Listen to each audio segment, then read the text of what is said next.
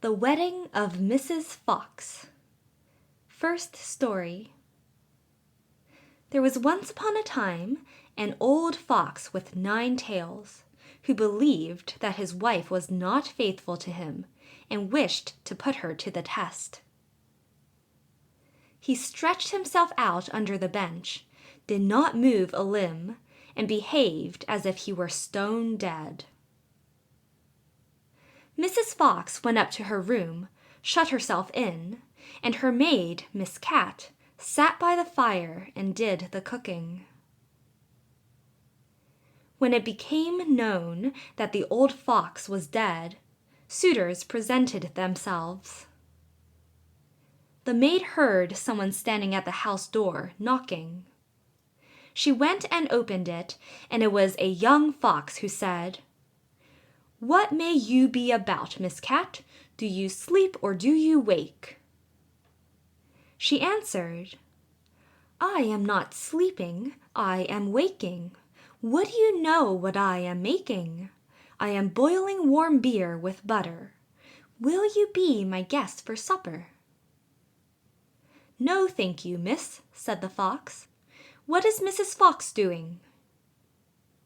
The maid replied, "She is sitting in her room, moaning in her gloom, weeping her little eyes quite red, because old Mr. Fox is dead." "Do just tell her, miss, that a young fox is here who would like to woo her." "Certainly, young sir." The cat goes up the stairs, trip trap. The door she knocks at, tap tap tap. "Mistress Fox, are you inside?" "Oh yes, my little cat," she cried. "A wooer he stands at the door out there." "And what does he look like, my dear?" "Has he 9 as beautiful tails as the late Mr. Fox?" "Oh no," answered the cat, "he has only 1." "Then I will not have him." Miss Cat went downstairs and sent the wooer away. Soon afterwards there was another knock, and another fox was at the door who wished to woo Mrs. Fox. He had 2 tails, but he did not fare better than the first. After this, still more came, each with 1 tail more than the other. But they were all turned away, until at last one came who had 9 tails, like old Mr. Fox. When the widow heard that, she said joyfully to the cat, "Now open the gates and all doors wide, and carry old Mr. Fox outside." But just as the wedding was going to be solemnized, old Mr. Fox stirred under the bench, and cudgeled all the rabble, and drove them and Mrs. Fox out of the house. Second story.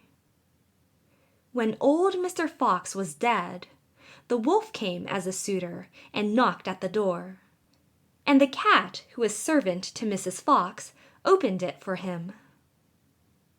The wolf greeted her and said, "Good day, Mrs. Cat of Carrowit. How comes it that alone you sit? What are you making good?" The cat replied, "In milk I'm breaking bread so sweet. Will you be my guest and eat?" "No, thank you, Mrs. Cat," answered the wolf. "Is Mrs. Fox not at home?" The cat said, "She sits upstairs in her room, bewailing her sorrowful doom, bewailing her trouble so sore, for old Mr. Fox is no more." The wolf answered, "If she's in want of a husband now, then will it please her to step below?"